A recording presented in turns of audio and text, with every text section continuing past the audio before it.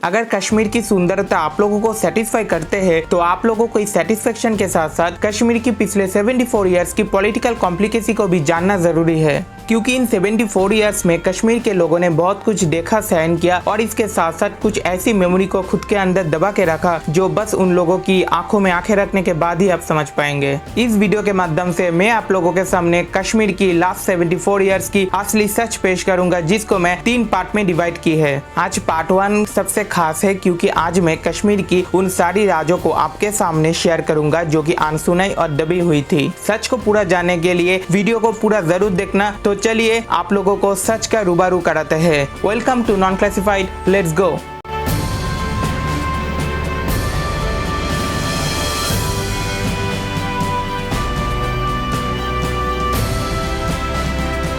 मार्च 1947 में Lord Mountbatten as a viceroy of undivided India शपथ लिया था। इसके बाद ब्रिटिश गवर्नमेंट डिसीजन लिया था कि अनडिवाइडेड इंडिया को इंडिपेंडेंट किया जाएगा। तो इस बात के ऊपर 2 जून 1947 में माउंटबेटन प्लान अनाउंस किया गया। 3 जून 1947 में पार्टीशन की बात लाया गया और 4 जून 1947 में माउंटबेटन अनाउंस किया कि 15 अगस्त 1947 में पावर ट्रांसफर किया जाएगा। तो इसी सिचुएशन में माउंटबेटन तब कश्मीर की राजा हरि सिंह के पास गया और हरि सिंह को इंडिया और पाकिस्तान के बीच किसी एक डोमिनियन के साथ जुड़ने के लिए रिक्वेस्ट की। अगर उसी समय कश्मीर की हाल बताऊं तो उस समय कश्मीर की 85% पॉपुलेशन मुस्लिम था, इसलिए मोहम्मद अली जी ने ये मान के चल रहा था कि कश्मीर पाकिस्तान की साइड ही झुकेगी। पर उस समय भारत में नेहरू के दिमाग में सेकुलर सोच था, जिन्होंने बस कश्मीर की भलाई चाह रहा था। आप लोग तो कश्मीर में उमर अब्दुल्ला की नाम सुना ही है। उमर अब्दुल्ला का पिता था फारूक अब्दुल्ला और फारूक अब्दुल्ला का पिता था शेख अब्दुल्ला। तो ये शेख अब्दुल्ला उस समय कश्मीर में जॉब ढूंढ रहा था, पर कश्मीर में उस समय जॉब की हालत इतना बुरा था कि शेख अब्दुल्ला को कोई भी जॉब नहीं मिला और शेख अब्दुल्ला इसके लिए हरि सिंह को डोज देने लगे। हरि सिंह के अगेंस्ट में रिवॉल्ट शुरू किया और स्लोगन देने लगे कश्मीर छोड़ो। तो इस तरह से शेख अब्दुल्ला को पॉपुलैरिटी मिलना शुरू हुए। जिन्ना उस समय ये सोच रहा था कि अगर किसी तरह से शेख अब्दुल्ला को मुस्लिम लीग के अंदर लाया जाए तो शेख अब्दुल्ला जरूर कश्मीर को पाकिस्तान की तरफ झुकने में मदद करेगा। पर उस समय शेख अब्दुल्ला को हिंदू मुस्लिम इन सब में इतना फोकस नहीं था, उन्होंने बस कश्मीर का भला चाह रहा था। ये सिचुएशन चलते चलते 15 अगस्त आके चला गया, पर 3 प्रिंसली स्टेट्स हैदराबाद, जूनागढ़ और कश्मीर के ऊपर कोई भी फैसला नहीं लिया गया। इंडिया में सरदार पटेल को इन तीनों प्रिंसली स्टेट्स की रेस्पॉन्सिबिलिटी दिया गया। अभी आप लोग थोड़ा जूनागढ़ और हैदराबाद की सिचुएशन भी जान लो, क्योंकि इससे आप लोगों को आगे सिचुएशन समझने में हेल्प होगा।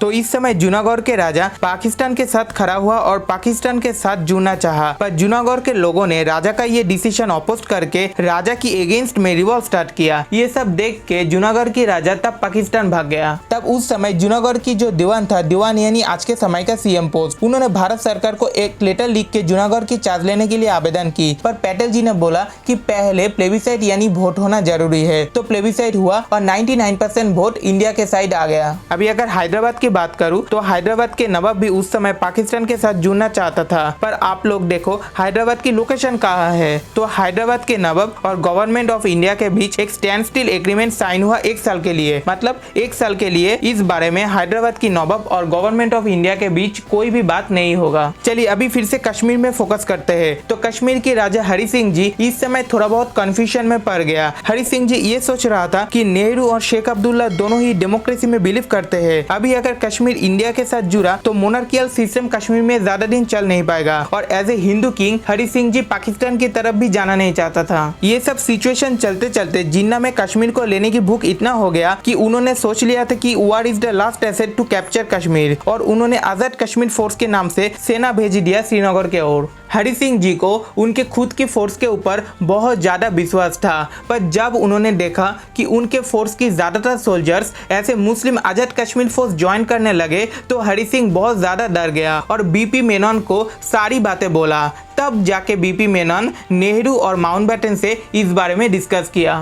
इसी समय आजाद कश्मीर फोर्स उड़ी तक आ गया। राजा हरि सिंह जी को सेफ्टी के लिए श्रीनगर तक ले जाया गया। उसी समय हरि सिंह जी का आर्मी चीफ राजेंद्र सिंह उड़ी और श्रीनगर के बीच जो आने जाने का एकमात्र ब्रिज था उसको डिस्ट्रॉय कर दिया to stop the Azad Kashmir force for some times. 26 अक्टूबर 1947 आजाद कश्मीर फोर्स श्रीनगर के और करीब आने लगे। तब बीपी मेनन और मेजर चंद महाजन हरि सिंह को इंस्ट्रूमेंट ऑफ एक्सेशन में साइन करने के लिए रिक्वेस्ट किया, क्योंकि जब तक Hari Singh ji instrument of accession में साइन नहीं करेंगे तब तक भारतीय सेना कश्मीर आके प्रोटेक्शन नहीं दे सकता। तो हरि सिंह जी ने इंस्ट्रूमेंट ऑफ एक्सेशन में साइन किया और मेंशन किया गया कि कश्मीर की defence, external affairs, communication, broadcasting powers को गवर्नमेंट ऑफ इंडिया को दिया गया। उसी रात बीपी मेनन और मेजर चंद महाजन उस एग्रीमेंट को लेकर दिल्ली आए, पर माउंटबेटन उस समय साइन करने से इनकार कर दिया। पर 27 अक्टूबर 1947 में माउंटबेटन इंस्ट्रूमेंट ऑफ एक्सेशन में साइन किया। ये बोला जाता है कि उसी रात हरि सिंह जी खुद के एडीसी को पिस्टल देके बोला था कि सुबह तक इंडियन एयरफोर्स आके अगर रेस्क्यू नहीं किया, अगर आजाद कश्मीर फोर्स श्रीनगर पहुंच जाए तो उनको सुबह नींद से मत उठाना, गोली मार देना। जिन्ना अभी किसी भी तरीके से हरि सिंह जी का इंडिया के साथ जुड़ना मान नहीं रहा था, तो उन्होंने माउंटबेटन और नेहरू को एक मीटिंग के लिए लाहौर बुलाया। नेहरू जी नहीं जा पाया क्योंकि उनका तबीयत ठीक नहीं था, पर माउंटबेटन गया था। 1 नवंबर 1947 को माउंटबेटन लाहौर पहुंचे। 2 नवंबर 1947 without taking anyone suggestion Nehru ji announce कर दिया कि कश्मीर की सिचुएशन ठीक होने के बाद कश्मीर में एक प्लेबिसाइट यानी वोट अरेंज किया जाएगा। इसके बाद नेहरू जी यूनाइटेड नेशन के पास गया और चैप्टर 6 के तहत एक कंप्लेन फाइल किया। तो यूनाइटेड नेशन ने इस कश्मीर की सिचुएशन के ऊपर एक रेजोल्यूशन पास की, जिसका 3 पार्ट है। फर्स्ट पार्ट में इंडिया और पाकिस्तान दोनों की तरफ से फायरिंग को स्टॉप करने के लिए बोला गया, यानी cease fire in Kashmir. Part 2 में ट्रूस एग्रीमेंट के बारे में बोला गया और पार्ट 3 में यह बोला गया कि जम्मू एंड कश्मीर की अंतिम फैसला वहाँ के लोगों के ऊपर छोड़ना चाहिए। 31 दिसंबर 1948 इंडिया और पाकिस्तान दोनों तरफ से फायरिंग बंद कर दिया गया। उस दिन इंडियन आर्मी जहाँ खड़ा था उसको LOC यानी लाइन ऑफ कंट्रोल बोला जाता है, और इस समय से कश्मीर की 1/3 पार्ट पाकिस्तान की तरफ और 2/3 पार्ट इंडिया की तरफ रह गया। इसके बाद जून 1949 में एक मीटिंग की आयोजन किया गया जहाँ जवाहरलाल नेहरू, बीपी मेनन, शेख अब्दुल्ला भाग लिया था to discuss on Jammu and Kashmir. इसको दिल्ली अंडरस्टैंडिंग भी कहा जाता है। दिल्ली अंडरस्टैंडिंग के बाद ये डिसाइड हुआ कि कश्मीर से 4 लोग इंडियन कॉन्स्टिट्यूशन असेंबली ज्वाइन करेंगे। ये 4 लोग थे शेख अब्दुल्ला, मिर्जा अफजल बेग, मसूदी एंड मोतीराम बगरा। इन 4 लोगों को उनके मर्जी से कॉन्स्टिट्यूशन असेंबली ऑफ इंडिया में ज्वाइन करवाने के बाद कश्मीर के ऊपर 306A से एक आर्टिकल बनाया गया जो बाद में आर्टिकल 370 के नाम से जाना जाता है। तो पार्ट 1 बस यही तक। मैंने जितना हो सके उतना सच आप लोगों के सामने लेके आया। पार्ट 2 के अंदर आर्टिकल 370 के बारे में बात करूंगा। अगर ये वीडियो आप लोगों को अच्छा लगे तो प्लीज लाइक कर देना, कमेंट करके बताइए और किस किस टॉपिक के ऊपर आप चाहते हैं मैं वीडियो बनाऊं, और इस वीडियो को सबके साथ शेयर कर देना। सब्सक्राइब करके प्लीज चैनल को सपोर्ट कीजिए ताकि मैं इस तरह की वीडियो आप लोगों के लिए और भी लेके आ सकूं। Thank you so much for watching. मिलते हैं नेक्स्ट वीडियो में, तब तक टेक केयर।